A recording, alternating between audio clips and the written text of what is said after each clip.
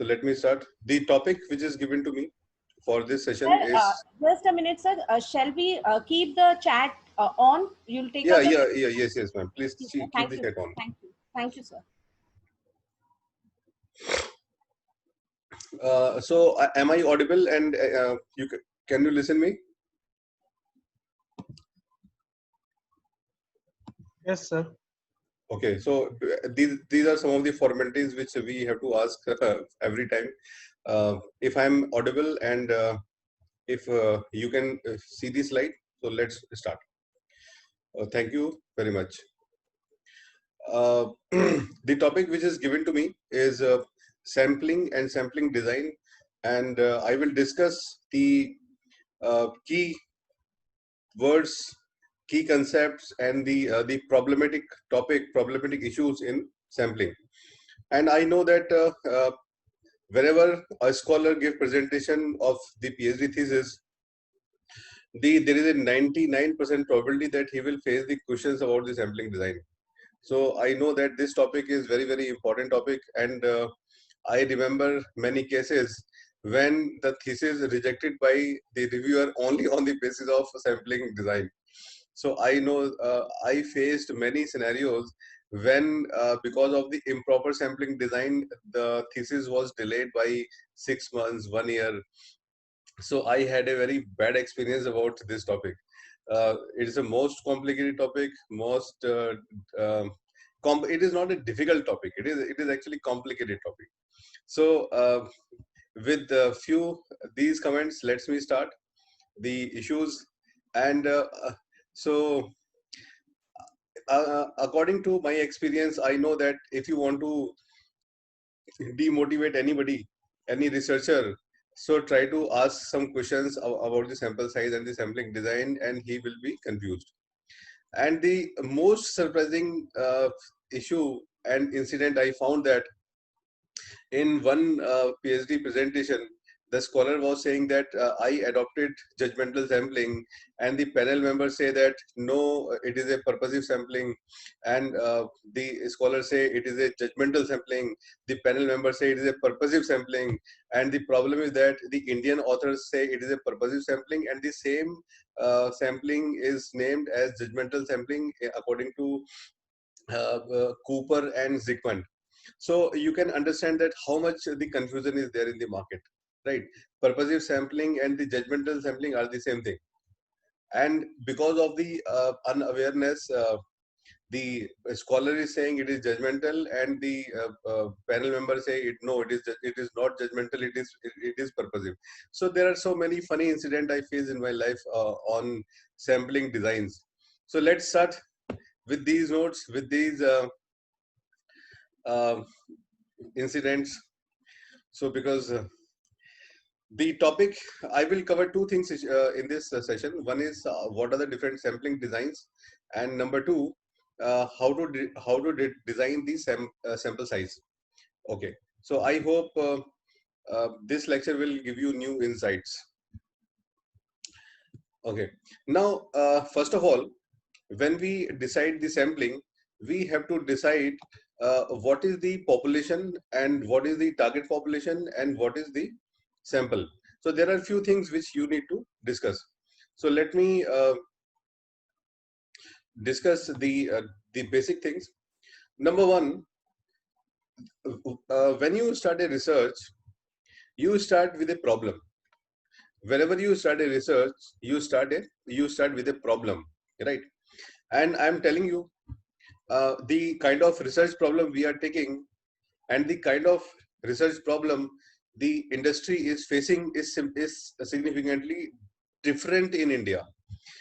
In Indian culture, I found that there's a significant difference about the research problem that industry is taking and the researcher is taking.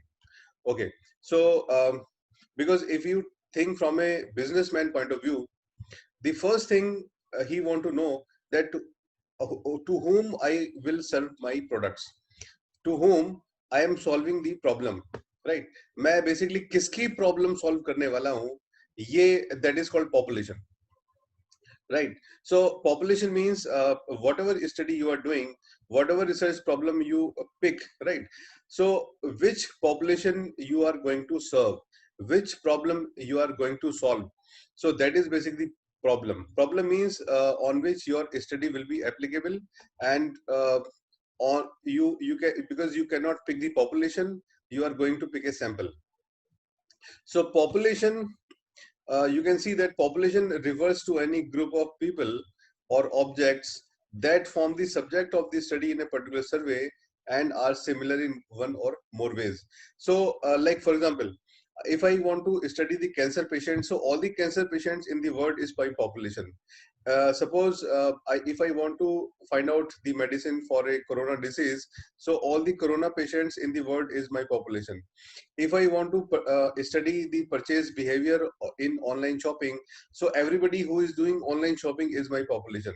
If I am studying the work life balance of a teacher, so all the teachers is my population. So population means is the person for whom I am going to give a solution, I am solving a problem. So that is called population. But the problem is that I cannot pick, I cannot cover the entire population. So I will decide a target population. For example, in Delhi and NCR, I know that 80% of the 80% of the scholars, they say that my target population is Delhi NCR or NCR region of India. So similarly, though anybody who is residing in Mumbai, they their target population is maximum Maharashtra or the Mumbai, right? So we can define the target population as the population which is approachable from where you can pick the sample, right? So population is the bigger area, target population is the subset of the population, and some sample is the small subset of the target population. So target population is the population which is approachable to you. For example, if you want to study the employee of IT sector, so you know that in the world there are so many IT sector companies, right? You cannot, even in India, the IT sector companies are also there in the Hyderabad, Bangalore, Chennai. You cannot take the sample from each country. So your target population is the area which is approachable. For example, you decide that you will collect your data from Delhi NCR region, so NCR region will be your target population. So I am giving you one recent example. One of the scholars is studying the user of this taxi apps like Ola and Uber. Now the problem is that we discussed on the problem that how to decide the population and what is the target population. Because Ola and Uber is present almost in every big city in India, right? So the population is because we are targeting the behavior of Indians. So anybody who is using the Ola and Uber app is the population. Now the second problem is that how to decide that which is the target population. So in this case, we identified few cities like in Delhi NCR is included in the target population, but because we think that Delhi NCR is not sufficient for target population, let's cover some more cities. So because the scholar belongs to Punjab, so he picked Chandigarh also. Because in Chandigarh, Ola and Uber are very popular, then he start taking the Amritsar. So he say that I will, my target population is Delhi, NCR, Chandigarh and Amritsar. So in this way, you can decide your target population. The only thing is that the target population should be representative of the population. But defining the target population is not an easy task because you have to prove that your target population is similar to the population, is representative of the population. And from the population, you have to pick the sample. Now, the method you are going to apply to pick the sample in the target population is called sampling technique. So we are going to discuss the all these things. Now let's move to the next slide. So you can see that there are few words I mentioned. Number one is element. Element is that from where you are going to collect the data. You may going to collect the data from the patient, you may collect the data from the customer, you may collect the data from the teacher, you may collect the data from the student. So you have to decide from whom I am going to collect the data. So that is your element, or a unit. So the element or a unit is the person, is the company, is the patient from whom you are going to collect the data. And one thing you can see here, so this is a sample.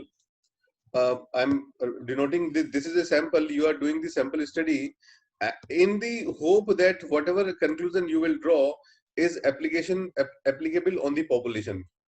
So this is one common thing in statistics, that because we cannot study the whole population, so we study the sample, and whatever results comes will be applicable on the population. This process is known as statistical inference.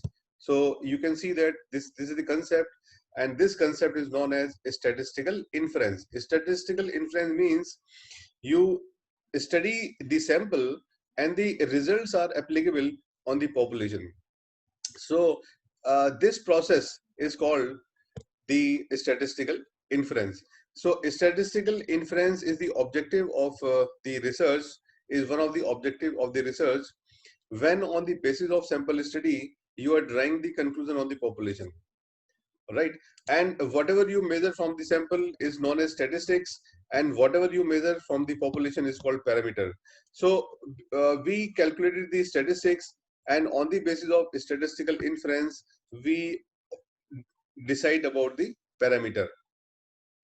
So parameter is population mean in this case, and x bar is the statistic. You can see that this is a small sample, and this is, suppose it is a population. If we calculate the mean of the population, this is called parameter, and if we calculate the mean of a sample, this is called statistic. And because we don't have the data of the population, we calculate the statistic and assume that the population mean is equal to statistic. So this is the equal to sign, and we study x bar and will decide and that this may be the population mean. So this process is called statistical inference, and I hope why sample is important, because the sample should be selected in such a way that you can decide about the right conclusions about the population. Okay, uh, here you can see that there are two type of surveys. One is called census survey, and second is called sample survey. So census survey and the sample survey are two things. Indian government do census survey once in 10 years, or you can say once in a decade. However, sample survey is very common. Every researcher, every PhD scholar is doing sample survey. Anybody who is writing the research paper is doing the sample survey. So sample is the subset of the population. And if you study each and every unit of the population, it is called census, which is not possible for any company or for any researcher, because in census, sometimes we have 30 crore population, 20 crore population. So it is not possible to collect the data from each and everybody. So sample survey is very common. And the problem with census survey is that the more time is required, and more money is required, and more manpower is required. So because of these three problems, it is not possible to do census survey. We always do sample survey, because less time is required, less money is required, less manpower is required. So sample survey is always preferred as compared to census survey. Okay, now in sampling there are three laws. So whenever we decide our sampling, so we should know what are these three laws. Okay, so let me explain you basically what is the basic meaning of three laws. The first law is known as central limit theorem. So central limit theorem say that if you increase the sample size, the distribution of the sample tends to be normal. So, in simple language, if you increase the sample size of your study, what will happen? that the distribution will move towards the normal distribution. So you can see here blue line. Blue line indicate that your sample is a skewed distribution. It is not a normal distribution, but you increase the sample size, the distribution will be like normal. So when we collect the data, we have to check the normality of the sample size, and we should increase the sample size to that level when the distribution becomes normal. So why this normal distribution is required? Because if your sample, if your distribution is normal, if the distribution of the variables is normal, then whatever results you are drawing can be applicable on the population, or in other words, your results can be generalized. So that's why normality of the distribution of the variables is required, and we hope that we should collect the data to the sample size when we achieve the normality of the variables. And normality of the variables is decided by the skewness level and the kurtosis level. So we are having the two things, skewness and kurtosis, which should be less than 1 anyhow. And although we are having the test of testing the normality, like we are having the Kolmogorov-Ismendorf test, we are having the Shapiro-Wilk test, we are having the Jacqua-Bira test. So there are many tests which are used to decide whether the variable is a normal distributed variable or not. But the common thing which I suggest to you is that your skewness and kurtosis level should be less than 1, right? So that you can say that my data is near to the normal. So central limit theorem is, I think, is clear. Increase the sample size to that level when your variable becomes normally distributed. After that, we are having the law of large number. The law of large number say that if your sample size will increase, the accuracy of the results will also increase. So the first law is talking about the normality. The second law is talking about the accuracy. So increasing the sample size will tends to normal distribution. Increasing the sample size will give you more accurate results. So I think you understand the difference between central limit theorem and the law of large number. So more data, more normality, more data, more accuracy. Similarly, there is a law called law of random selection, right? Law of random selection is that try to select your sampling unit randomly, because if you select uh, not randomly, if your selection is not random, a lot of biasness will come in the selection, and then the problem will be there, right? For example, if I ask you that if next year uh, the suppose the company, your company decide that we have to send three employees to take course in Switzerland, so do you think your number will come? So if you say yes, it means if the chances of everybody to be selected in the team, then we call it is a random selection. But if you think my boss will select only the favorite employees, then the selection is not random, right? Actually, I hope you understand the concept of random selection. In random selection, if you have the same probability as the probability of any other person, then the selection can be known as random selection. But if you think my probability is less and other somebody else's probability is very high, so it means the selection of the boss in the committee is not random. So the law say that if the selection of the sampling unit as random, you will get more accurate results. So higher the randomness in the selection, higher the accuracy in the results. So this is the simple law which is known as law of random selection. So we should decide the sampling more random so that we will have more accurate results. So these three laws are there, and okay, so this is a comparison between sample and census. We already discussed this, and okay, this is also, I will explain you this. So first we first we define the population, then we define the sampling frame, sampling technique, sample size. We are discussing the whole every step in this lecture. So okay, now first is when we decide this target population, so what are the points we should keep in our mind? So because we are using this word sampling frame very popularly, and I know that uh, this is my observation that even if in this lecture there are 600 people, hardly 50 people can define the sampling frame. So sampling frame is a very confusing term, and in my life I found that there is a lot of confusion between target population and the sampling frame. So let me define you what is this target population and how the target population decided, and what is the sampling frame.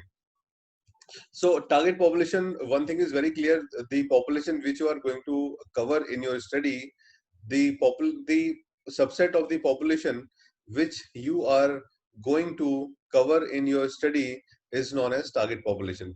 So when you decide your target population, you have to decide the target population in 5 terms. Number one, who will be the element? Element may be the customer, the respondent. So who is the respondent? So you have to design who is my respondent. So respondent may be a customer, student, teacher, patient. That is the customer, that is the element, right? After that, sampling unit is nothing, it is the element, the same thing.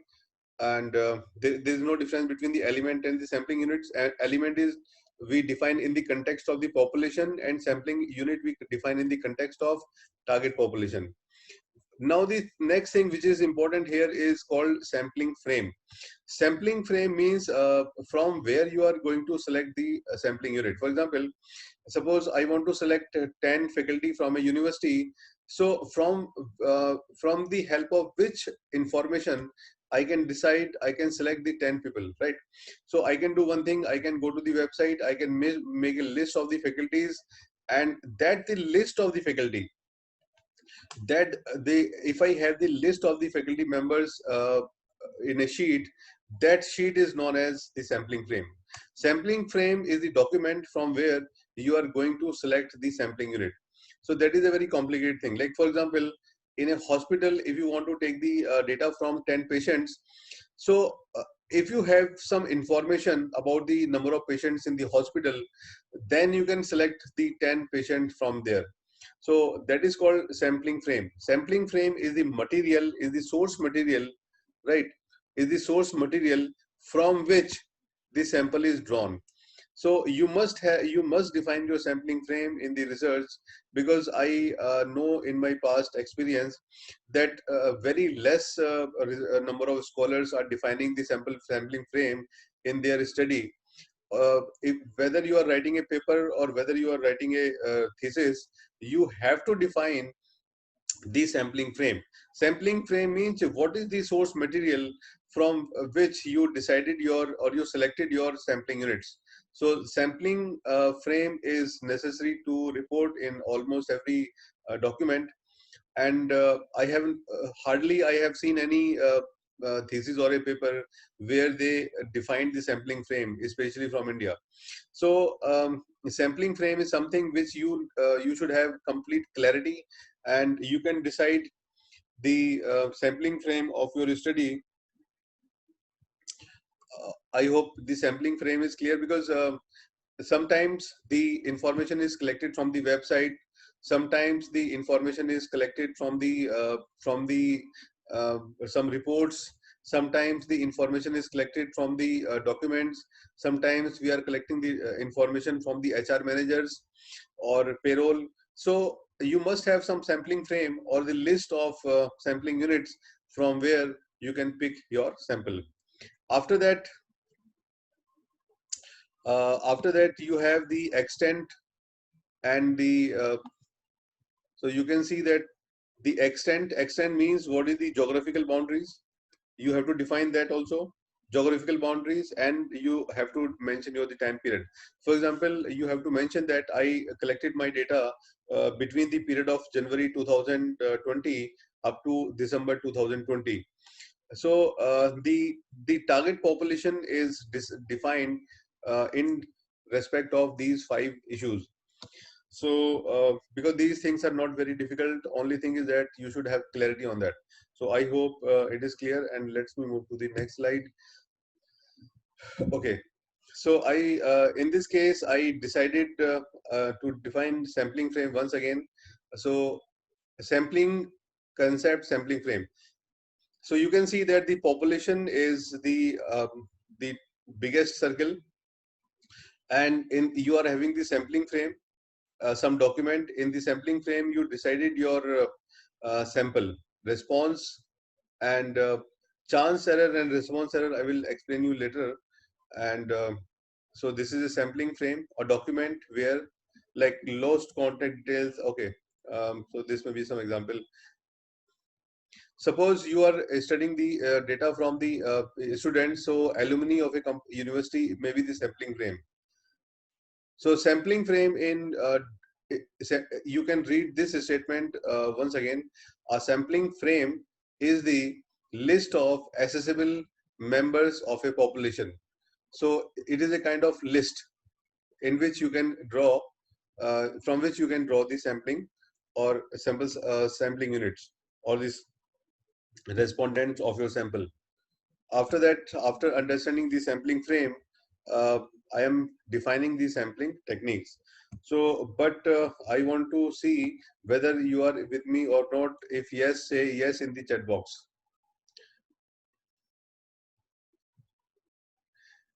If you are understanding my lecture, so kindly say yes in the chat box so that I can see.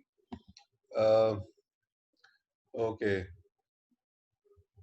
So no comment is coming in the chat box.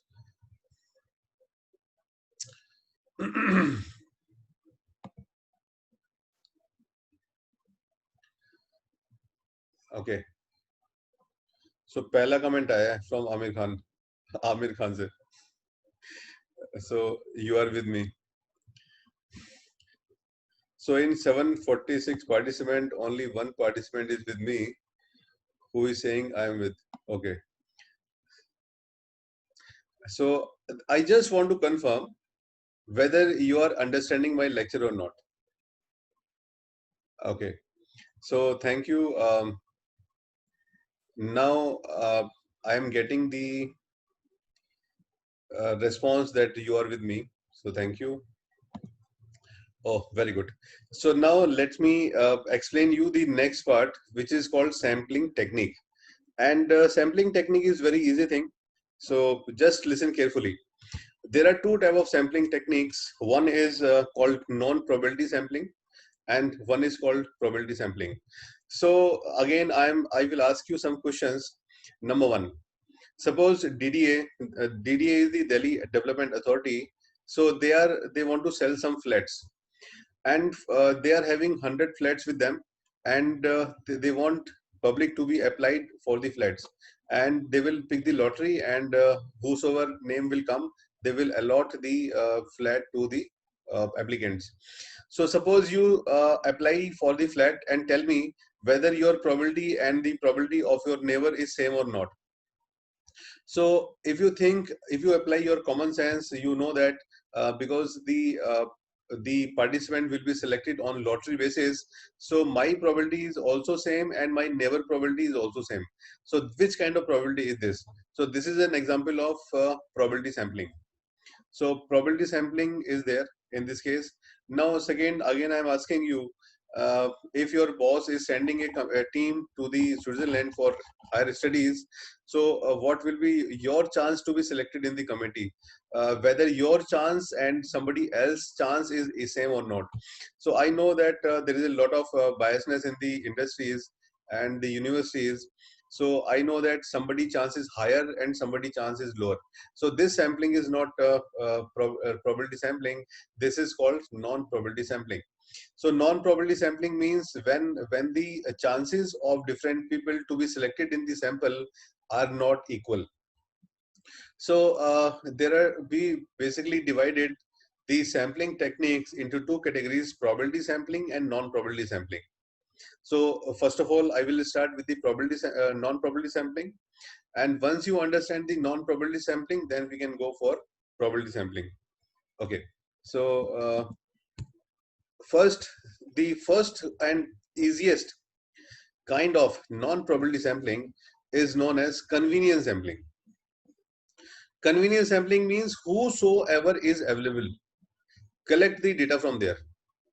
Because I know that many of the faculty members have the habit that they ask their student to collect the data, and because a student is a student, they are naughty people, right? So they collect the data from anybody who is available easily, right? So if you collect the data from those sampling units which are easily available, then it is called convenience sampling. For example, I am giving you one example. Once a marketing professor ask the student, then now you go to the market, go to the bus station, go to the railway station, and anybody who is using the taxi, Ola and Uber, take the interview of those people, and and whosoever is using the car apps, take the data from there. Now the student go to the different places, and whosoever is available, and even they started taking data from their friends also. They start taking the data from their family members also. They start taking data from their relative also. So if you are collecting the data from the people who are easily available, so this kind of sampling is known as convenience sampling. So convenience sampling, I hope you understand. Anybody who is easily available, you are taking the data from there. So this is called convenience sampling. The problem with convenience sampling is that because it may be biased, it may provide you biased results, right? It may provide you biased results. So this is the problem with convenience sampling. The chances of biasness is very high in case of convenience sampling, because it depends upon your circumstances, it depends upon your location, it depends upon your family and friends, right, from whom you are collecting the data. So that is a problem with convenience sampling. So if you ask me, I never recommend the convenience sampling, because there is a possibility of high biased data. So that is the problem with convenience sampling. Okay. Now let me tell you the next method, which is called judgmental sampling. And this method is also known as purposive sampling, because I have a lot of examples when there is a fight between the scholar and the panel member, and the panel member is saying you are using the purposive sampling, and the scholar is saying no, it is judgmental sampling, and actually both are same. Only difference is that the most of the Indian authors call it purposive sampling, and the authors like Zickman and Cooper, they call it judgmental sampling. Even N.K. Malhotra book, it is mentioned as judgmental sampling. So the judgmental sampling is very easy. You decide some criteria. So I am telling you, you decided some criteria, and if the person is fulfilling that criteria, you are collecting the data. You will collect the data from there. Otherwise, not. For example, I am giving you one simple example. So suppose one scholar decided to study the shoppers in the mall, right? So he visited the shopping malls and decided to collect the data from some people. Now, if you are following the convenience sampling, it means you can collect the data from anybody. But in case of judgmental sampling, in case of purposive sampling, you have some criteria. Like you decided that I will collect the data from only those people who are more than 25 years of age. Criteria number one. Criteria number two, that they are doing at least the shopping of 2,000 per visit minimum, or they are visiting the mall only for shopping, not for eating purpose and not for roaming purpose. So if you decided some criteria, and you will fulfill the data if you collect the data only when the sampling unit, when the respondent is fulfilling that criteria, then only you collect the data. So this method will help you in deciding that which respondent is the right respondent for data collection. So basically, you are using your mind and some criteria to decide whether this respondent is a right respondent or whether this respondent is not a right respondent. So you can see that suppose this is the available population, you are selecting him, him, or her, whatever be. So this is your sampling, right? You can see that the sampling. So you are selecting the sample on the basis of some criteria, and all these are black. It means they are satisfying the criteria, and anybody who is satisfying the criteria, only that will come in the sample size sample. So this method is known as judgmental sampling, and I hope it is clear. So but how you have to decide the criteria, basically it is important. So the sampling criteria, the criteria to be decided for respondent selection should be designed very carefully, and a lot of experience is required for designing these criteria. And after designing these criteria, the probability is very high that you are getting the right respondent for the sample. So you can understand that how judgmental sampling is far better than convenience sampling, because in one study I know that I remember that in case of mall, the scholar sent one people, or they hired some students to collect the data from the malls. The faculty member sent the student to the mall, and when he started analyzing the data, he found that at least 30% of the respondent are those who are frequently visiting the mall, but they are not doing any shopping.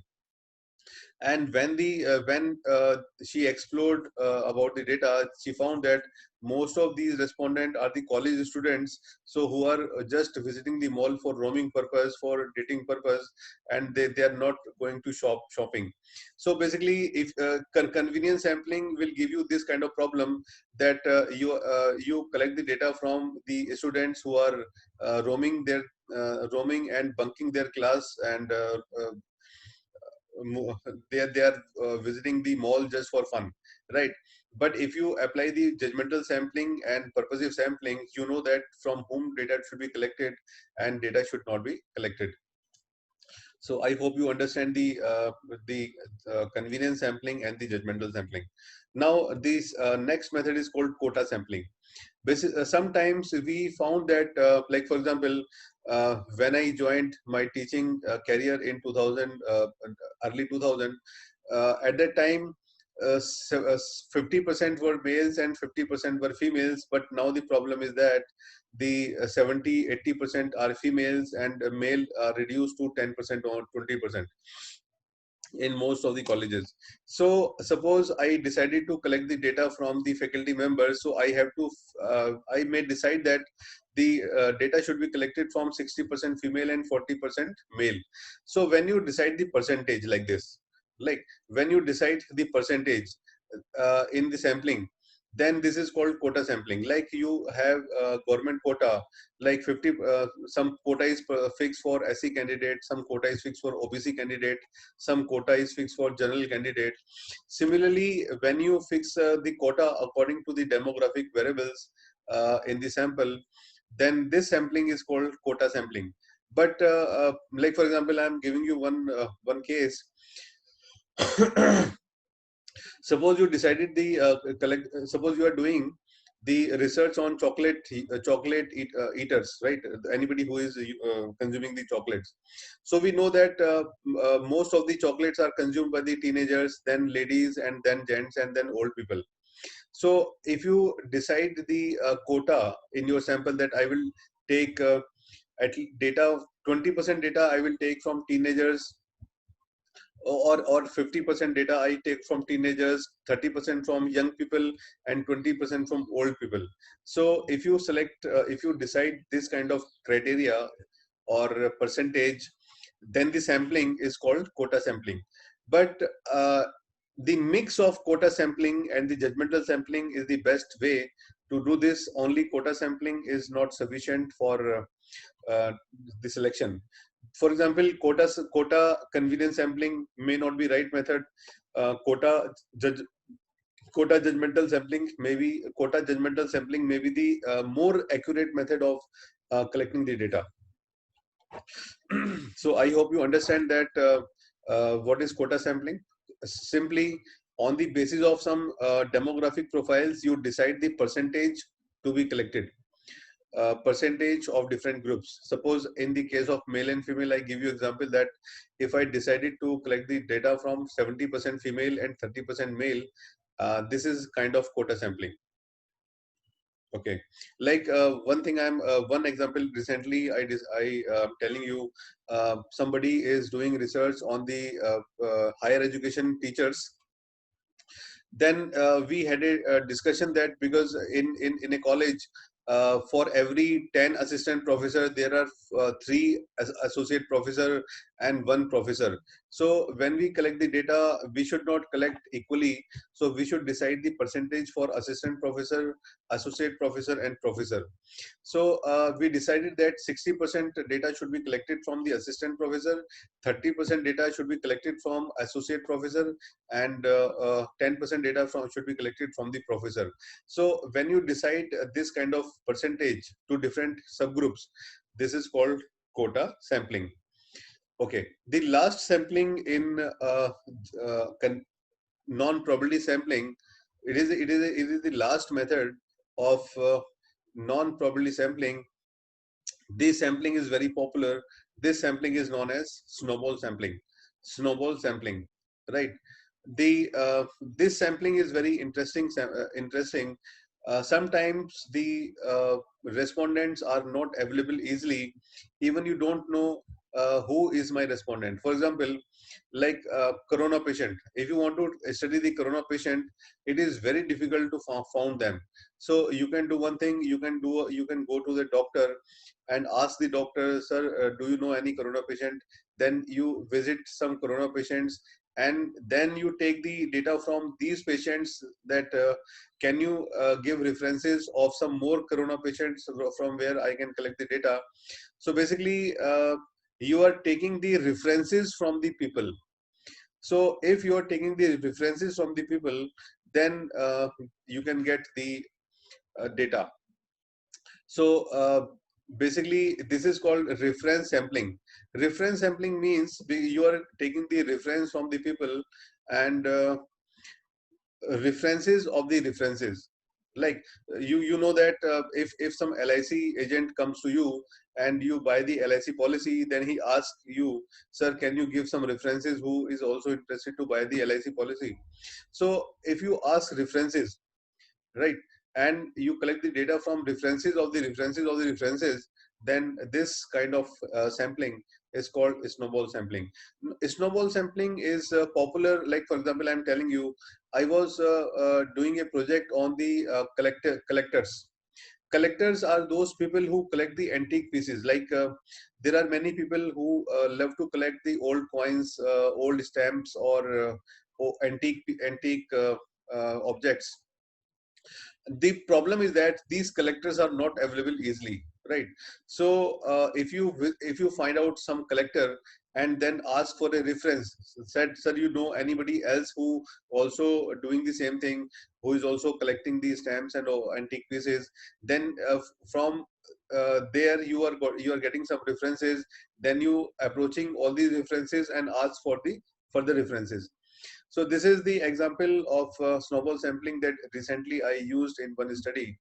Okay, so I hope you understand now the snowball sampling. After snowball sampling, we are having the probability sampling method. And once again, I want to ask that, are you with me? Kindly write yes in the chat box. And okay, so you are saying yes. It means you are with me, and most of the yes are coming. Good. So in last few minutes, I explained you the concept of non-probability sampling. So I just repeat in 2 minutes what is non-probability sampling. Non-probability sampling means when the chances to be the part of the sample is not equal for everybody. So we have 4 methods of non-probability sampling. One is convenience sampling, which is very easy to apply but problematic. Second is judgmental sampling, when you use some criteria for sample selection. Third is quota sampling, when you decide the percentage And the fourth method is snowball sampling, when you take the references from the people and collect the data. Now I'm going to tell you the probability sampling. In probability sampling, one thing is very clear, that the chances to be selected in the sample is equal. Your chances and somebody else's chances will be same in the to be selected in the sample, right? I'm asking you very simple question. Suppose Delhi University uh, is calling the vacancy. They announce the vacancy and everybody is applying. So can you say that if all the candidates are having equal qualification, equal paper publication, and equal in everything, so can you say the selection is will be random or not? So now you will answer yourself. I'm not giving you answer of that. Most of the time we ask that whether the selection is random or whether the selection is uh, not random. Okay, so simple random sampling, it simply means that your the lottery method is going to apply for selecting the sampling unit. Now, for example, you know that in kitty parties, I have seen that the ladies write the name of the person in the chit, and they put all the chits in a box, and somebody will pick the chit, and whosoever name is coming, the money goes to her, right? So this is a simplest example of simple random sampling. Means you can see that this is a chit box in this picture, and the person is uh, picking a chit, and whosoever name is coming, he will be the winner or something like that. So this chit method, lottery method, it is called a lottery method, and in lottery method, whatever whosoever name is coming, the method is known as simple random sampling.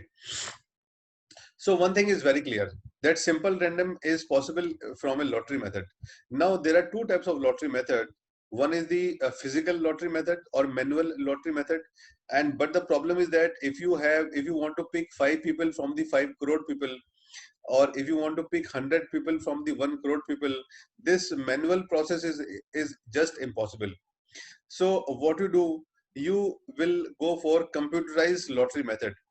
So in computers, we can design some softwares which which is based on some random algorithm, and the algorithm was designed in such a way that computer use some functions which is selecting the numbers randomly. Like in Excel, if we run the command ran between, suppose I'm giving you this command in Excel, if you write equal to and rand between 0 to 100, so software will give you any number, single number between 0 and 100. Suppose the software is giving you 21, so it means 21% is selected for data collection. So this is called simple random selection, simple random sampling. Simple random selection is based on two methods. One is called lottery method, manual lottery method, and second called computerized lottery method or random method. Uh, Actually, the problem with simple random sampling is that if you have the data of your population, then only you can apply it. Otherwise, it is very difficult to apply the simple random sampling. And in research, the problem is that we never have the data of the population. The problem is that we never have the data of the population. I have not seen any study when we are having the data of the population. Yeah, there are some rare cases. For example, if you are doing a study only for a company, if you are doing a study only on a university, or the patient in a hospital, then you can do a simple random sampling. Otherwise, in PhD, we are not doing a study on a single unit, on a single company or a single hospital. So normally we take the data from different places. So in practical, the simple random sampling is not possible. Simple random sampling is possible only with a very finite population. This is the problem with case of simple random sampling. The second sampling is called systematic random sampling, and now why this is called systematic random sampling? It is a random sampling, but it is simply called systematic. Systematic means, I am telling you, suppose we are having the 100 candidates and I have to select 10 candidates from there. So what I do, I divide the population into 10 portion. uh, 10 divided by 10 is equal to 10. So I divide the population into 10 units, and from here I apply simple random sampling and pick one number. Suppose my number is 6. So then all number will be systematic, like 16, 26, 36, 46, like that. So if you collect the sample like this, so you will collect the data from 6%, 16%, 26%, 36%. So this method is called systematic random sampling, right? So you can see that after 2 you will go to 5, leaving 2 numbers. After 5 you will leave 6 and 7, go to select 8, then go leave 9 and 10, select 11. So this is simply known as systematic random sampling. Okay, and I am giving one more example. Like suppose I have the some population of 100 units in a university. Suppose there are 1000 professors or teachers, and I want to select only uh, let's say 20 teachers. I want to select the 20 teachers from 1000 teachers. So I will do one thing. I will divide 1000 by 20, and which is equal to 0050, 50, right? So it means the population is divided into 50 parts. So 1000 divided by 50, right? Okay, so first 50, 100, this is 50, 1 to 50, then 100, right? Okay, so 50 is the distance of each subgroup, and then I will pick any particular number from here, from lottery method. Suppose this number is coming to be 17. So now the next number will be 67, then 117, then 167, like that. So similarly you can collect the 20 people from the sample. So this method is known as systematic sampling. So I hope it is clear, not very difficult. And after systematic sampling, but practically I have not seen this sampling in any PhD thesis. So it is kind of rare case in for a PhD thesis, because we never have the list of the people from where we can select. Okay, now stratified random sampling is very popular sampling. Stratified random sampling, you try to understand that suppose we are having some groups. Like for example, I can say these are the young people, these are the middle-aged people, and these are the old people. So I believe that there is some kind of homogeneity in the young people, there is some kind of homogeneity in the middle group, and there is some kind of homogeneity in the old group. So the strata, the stratified word come from the strata, and strata means homogeneous subgroup. So it is called homogeneous group.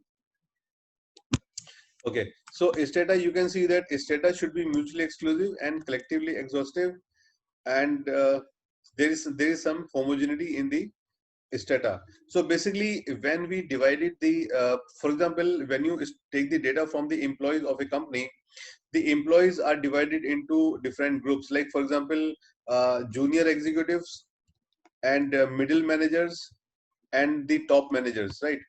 So this is one of the classification in the industry, and you can decide that I will collect 50% data from the junior managers, 30% data from the middle managers, and 20% data from the top managers. So we believe that junior managers will be a strata which consists of homogeneous people, and middle managers. Similarly, if you go to a bank can be divided, and the staff the bank employees can be divided as a staff and managers. So staff is 80% and managers are 20%. So you can decide on the basis of the designation also. Similarly, if you take the universities, so universities are decided into three groups: central university, state university, private universities. Right? Normally, we divide the universities into like this: central universities and state universities and private universities. So we believe that the staff who is working with central university, they have similar kind of behavior. Central state university, some different kind of behavior from central, and private universities, the behavior is different. So the central university is considered as one strata, state university is considered as another strata, private university is considered as another strata, and private institutes can be considered as another strata. So we divide the population into different strata and then go for a random sampling. So after dividing the population into different strata, then we decide whether we go for systematic random sampling or simple random sampling.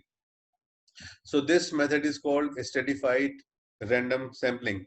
There are two types of stratified random sampling. One is called proportionate stratified random sampling, and now you can see here there are two types of stratified random sampling: proportionate stratified random sampling, disproportionate stratified random sampling.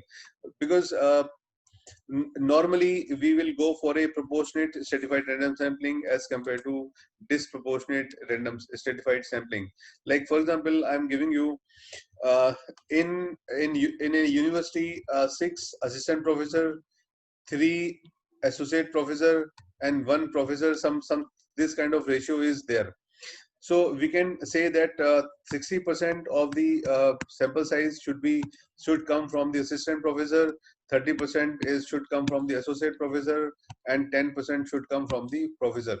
So this is called proportionate stratified sampling, because we are maintaining the proportion. So if we are not maintaining this proportion, then this is called disproportionate stratified sampling. So this kind of example which is coming into my mind when we decided to go for stratified random sampling. So this concept is a very easy concept. I hope it is understood, and we can move to the next part.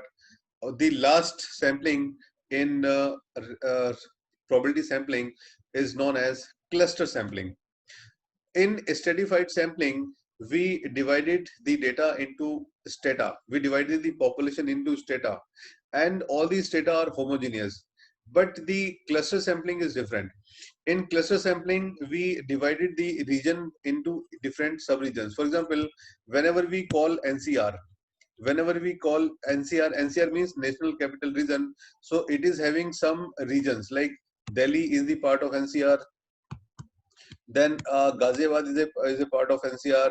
Then Bahadurgarh is a part of NCR. Then Noida is a part of NCR. Then Gurgaon is a part of NCR. Gurgaon, or कौन से Faridabad is a part of NCR. Faridabad is a part of NCR, right? So maybe I forget one or two cities, but these are the popular areas of NCR. So now you divided the area, you divided the region into different clusters.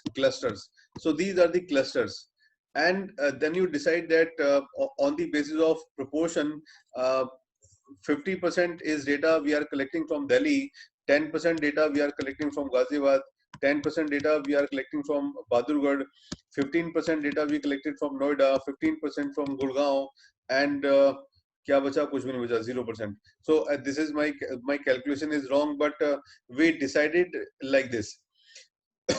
So if we do this kind of criteria, if we use this kind of criteria from sampling, right, this is known as cluster sampling method. Now, one thing which is different between stratified and cluster sampling, strata is always homogeneous. Strata is homogeneous, and one cluster is heterogeneous. Because within strata there is some similarity between the respondent, but in cluster you can't say that every people is equal. there is a similarity in different people. So this is called cluster sampling. This is also known as area sampling or geographical sampling, like this. In some books, they call it area sampling, but the standard name of the sampling method is called cluster sampling. So cluster sampling is based on the area, and the stratified sampling is based on only the homogeneous subset. So after understanding the cluster sampling and the stratified sampling, because I am also answering those questions which normally people ask me when I take the lecture, that what is the difference between stratified sampling and cluster sampling. Stratified sampling is a kind of homogeneous sampling, homogeneous subgroup sampling, and cluster sampling is heterogeneous subgroup sampling, because all clusters within cluster there is a heterogeneity, but within strata there is a homogeneity. And again, cluster sampling can be proportionate and unproportionate, disproportionate. So these are the different kind of samplings, and these are the different pro and cons, strength and weakness of the probability sampling and unprobability sampling. But I can tell you one thing, because on the basis of my experience, I can say the in PhD thesis and the research papers, the meanwhile you can read all these things, but I am telling my experience to you. After handling so many research projects, this is my conclusion that if I take the example of 200 research projects which I have handled in my life, in 2000 research projects, quota convenience sampling is the most popular we applied. Quota judgmental sampling. Quota judgmental sampling is the most popular method we applied in the research projects. After that, if I say you, simple judgmental sampling is the second most popular sampling method which we used. And in some cases, we also used convenience sampling and snowball sampling. And in hardly one or few cases, we applied stratified random sampling. So these are the and cluster sampling also, because sometimes we divided the region into different clusters, right? But if I rank them, the number one is the quote. Basically, we know we don't apply one. We basically mix all these. So first is quota judgmental sampling. Then we go for snowball sampling, then convenience sampling, stratified random sampling. If you have the sampling frame properly, sampling frame, then cluster sampling. So the most popular are these two: quota judgmental sampling and the judgmental sampling. So I also recommend, whenever somebody write convenience sampling in their thesis, I always say that don't use convenience sampling, rather you should use judgmental sampling, purposive sampling, or the mix of the sampling, like quota judgmental sampling method. So I hope now you have some idea about all the sampling methods. Now I am moving to the most important part of the lecture, and I did a quite good research on the sample size. So you can see in this slide also. So now the biggest problem in sample size is that how to decide the sample size. And there are many formulas related to the sample size. There are many principles who are deciding about the sample size, and there are many theories which also explain the determination of sample size.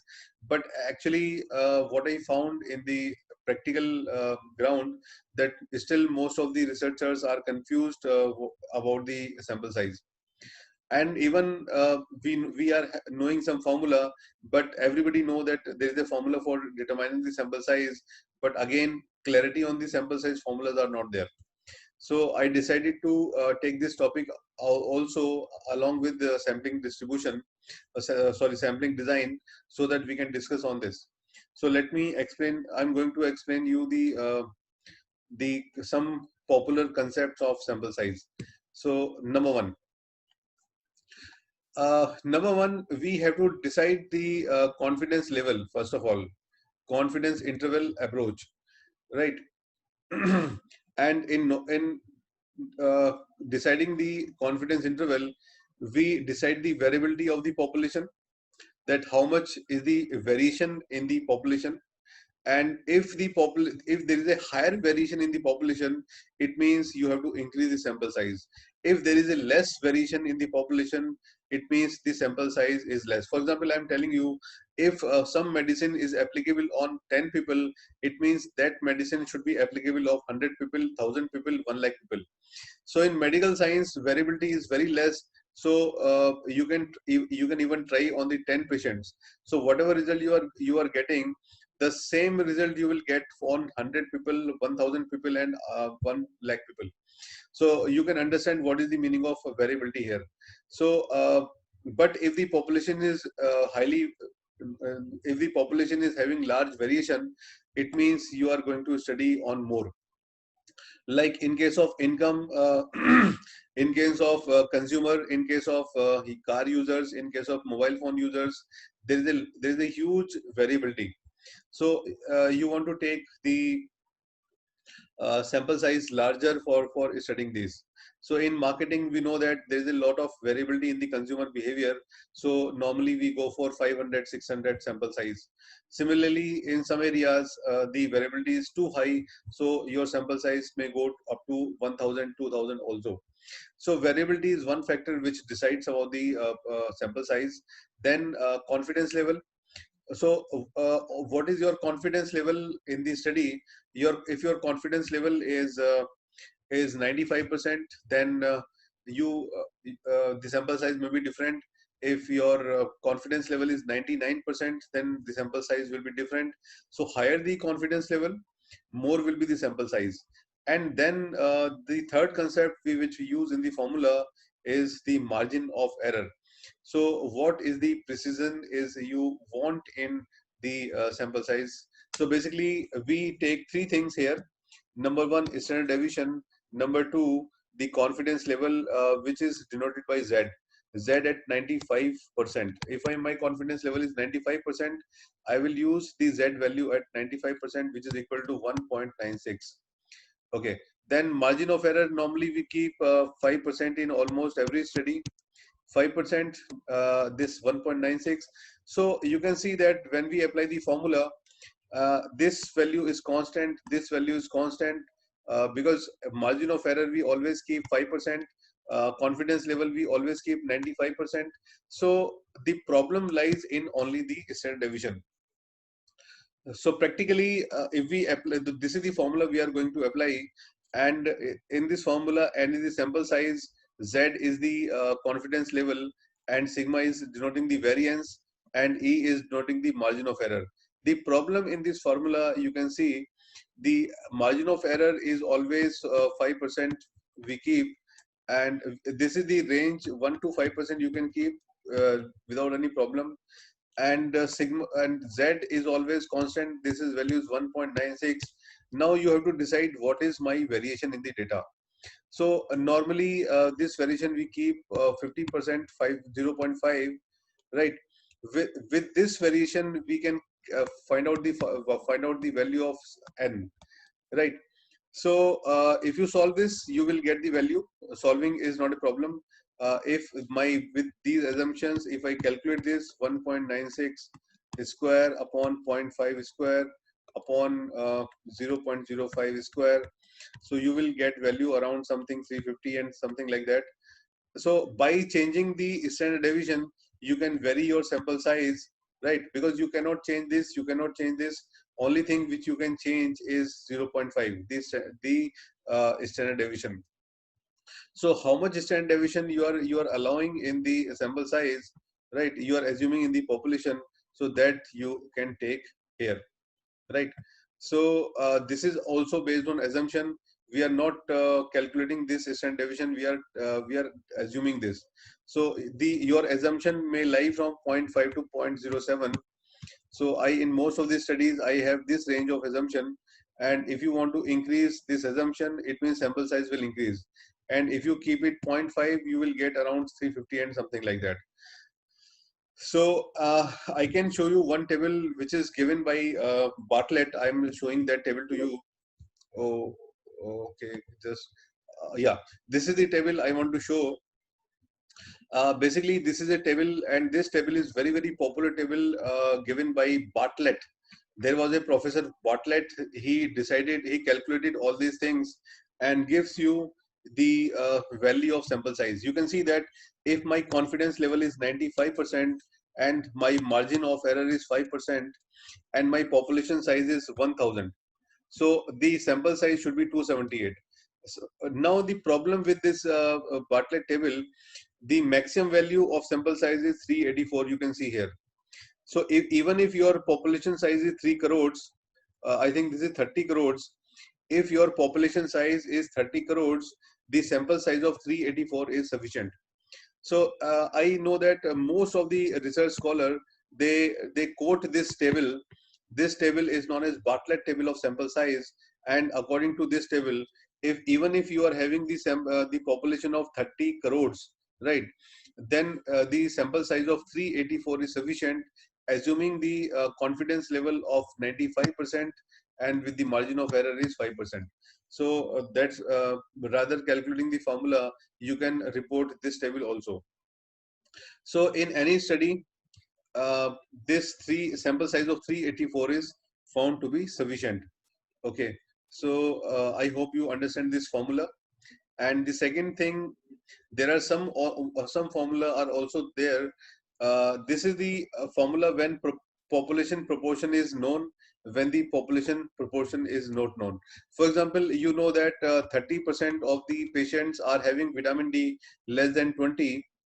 So here you know that in India, only 30% of the people are having vitamin D more than 20. 70% of the people have vitamin D less than 20.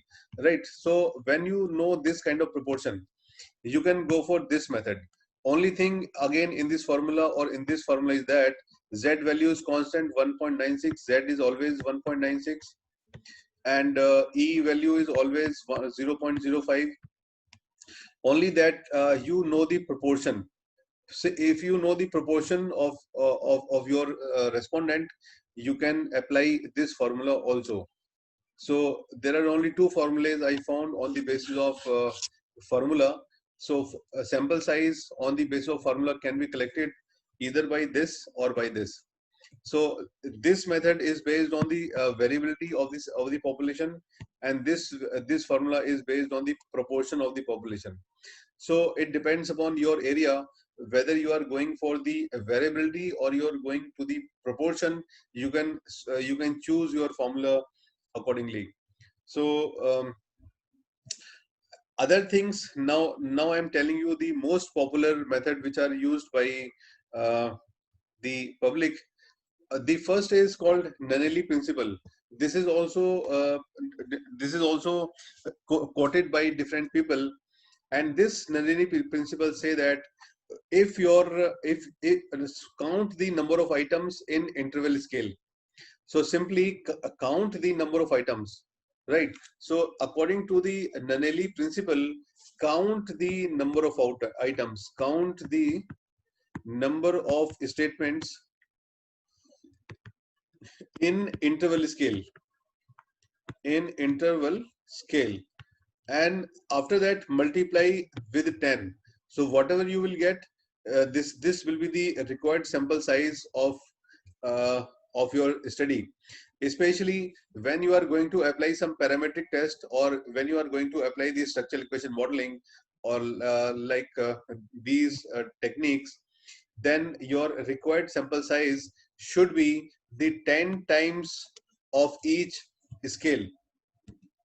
Okay, now you can see that there should be, according to the Nanelli principle, there should be at least 10 cases for each item in the instrument being used. So when I say instrument, it is a measurement scale.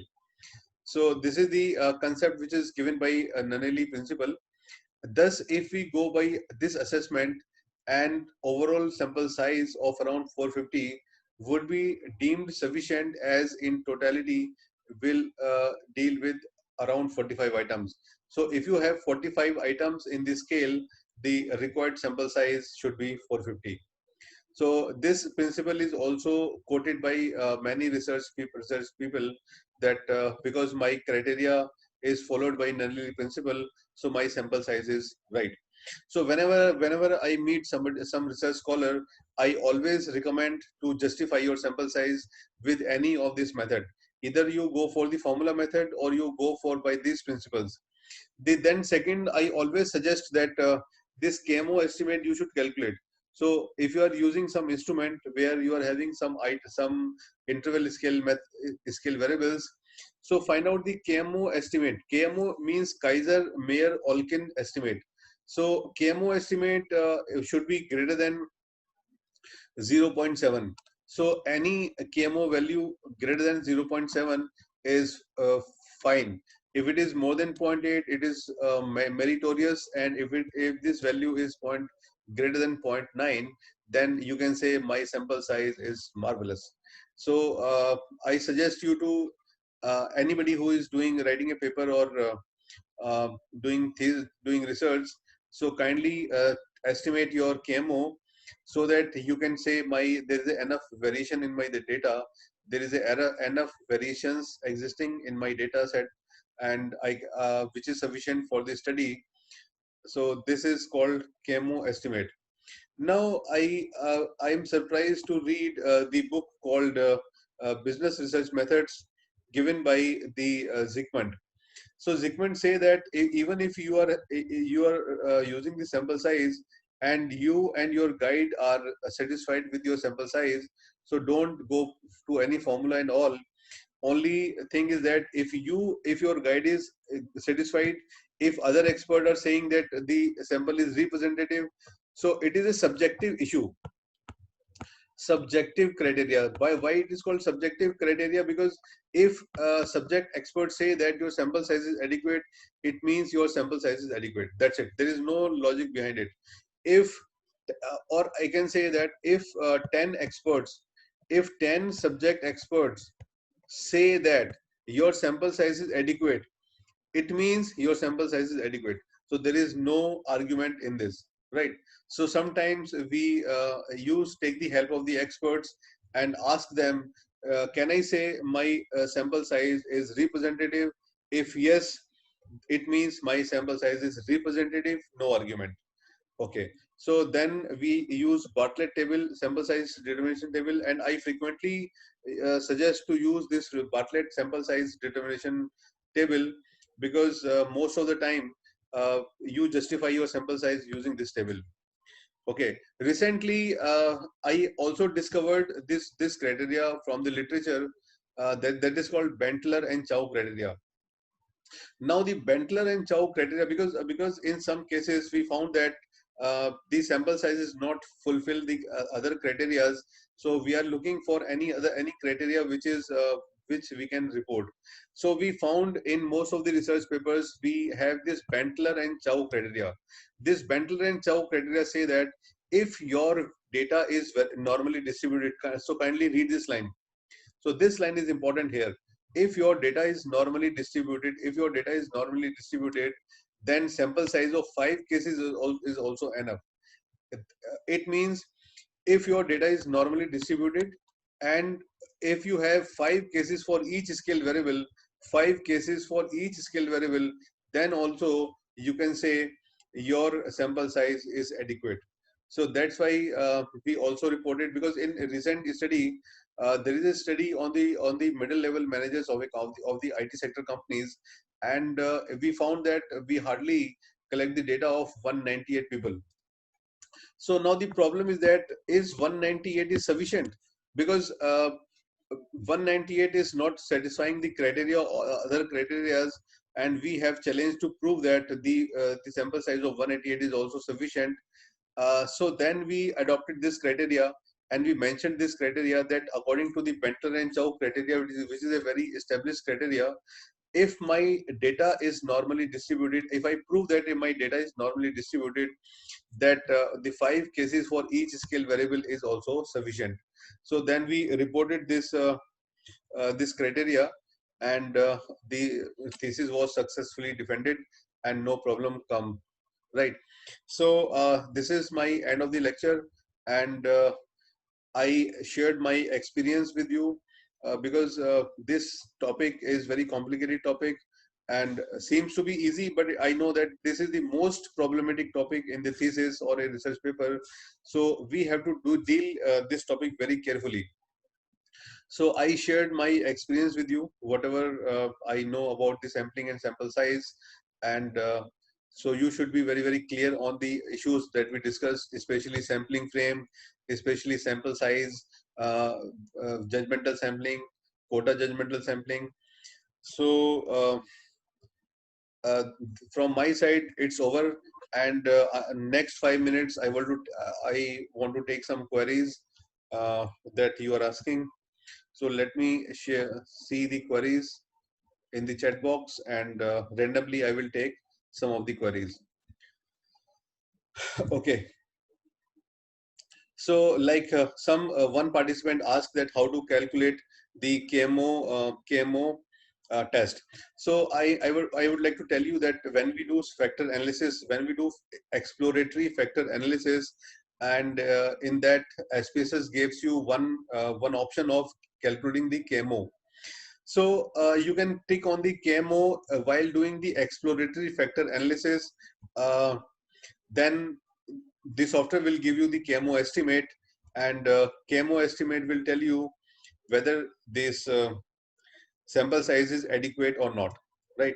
So KMO is very, very important thing which you should report in the paper and thesis, because it will tell you that how much variation is there in the data. If you have sufficient variation in the data, then it is fine. KMO value should be more than 0.05. KMO, the full form of KMO is Kaiser Mayer Olkin criteria. Kaiser Kaiser Mayer Olkin criteria. ये आपको समझ नहीं आएगा, इसलिए आप छोड़ दो उसको. आप you can type in Google and find out the formula. Okay, so now I'm okay. So yeah, in first in primary studies, these criteria are very important, but in secondary study, if you are doing some secondary study, then these criteria are not important, because in secondary we are not focusing on the sample size. This the sample size or the sampling methods are more important in primary study. Okay. So okay. Yeah, one thing which is clear, that Bentler and Chow criteria you can use only when the variables are normally distributed. Otherwise, you cannot use the Bentler and Chow criteria. Okay. Now, uh,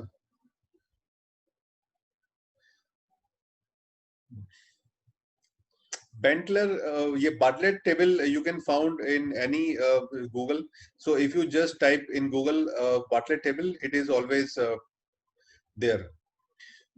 So Mergen table I never heard about, but if this table exists, I will definitely read that.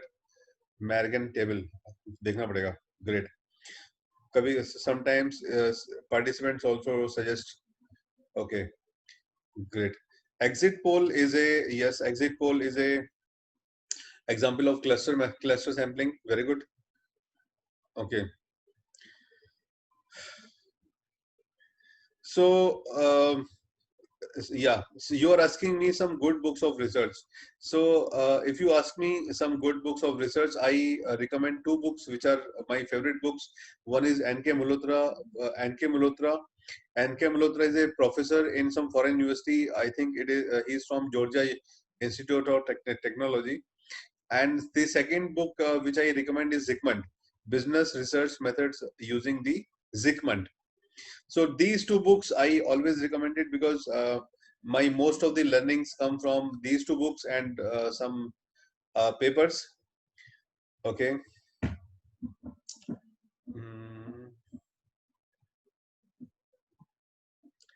Normal distribution we can test from the test, like for example, we are having Kolmogorov-Ismendorf test. Then we have the Jacob-Miller test. Then we have Shapiro-Wilk test. So these are the different tests we can use for normality. Okay.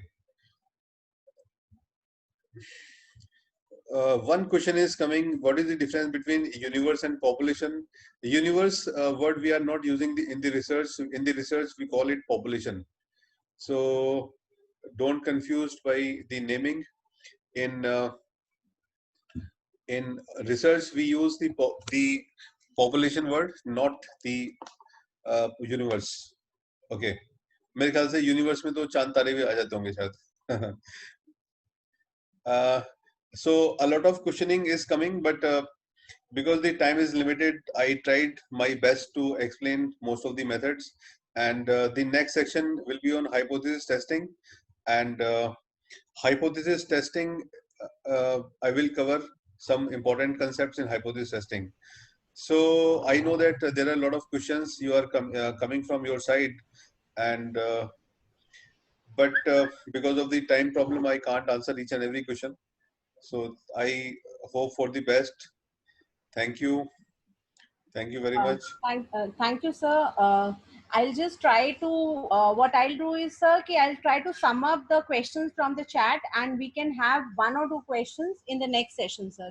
Okay, don't worry. So I'll just yes, go through it. I'll just sum up the questions. Usme se any question that we think in common is not being answered, sir, I'll just ask you at the end of the session. Fine, fine.